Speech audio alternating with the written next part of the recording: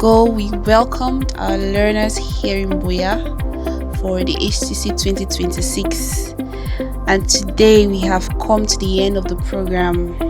Indeed, we can look back and see more than just 8 weeks of classes. It's 8 weeks of curiosity, questions, challenges, teamwork, creativity, and growth. From the very first day, these learners came in with different levels of experience. Some were already familiar with technology. Others, however, was their first real opportunity to build, program, experiment, and create. Now, we have watched that change. We have watched learners pick up their first robotic kits, write their first line of code, build websites, program drones, design in 3D, work with electronics, and begin to understand how the things they see around them can actually be designed and built. Our learners have moved from just following instructions now to thinking for themselves. They began designing, troubleshooting, and asking, what if we tried it this other way? And sometimes, yes, of course, the things did not work. But the part of learning is that they learned to go back, they identified the problem, they made changes, and they tried again. And of course, that is the journey of learning. This is one of the things we wanted the HCC to give them, the confidence of keep trying.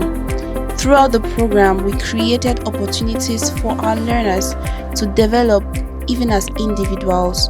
They had leadership sessions that challenged them to think about responsibility, teamwork, influence, and what it really means to lead. We opened conversations also around mental health, peer pressure, physical wellness, good behavior, and of course menstrual hygiene as well.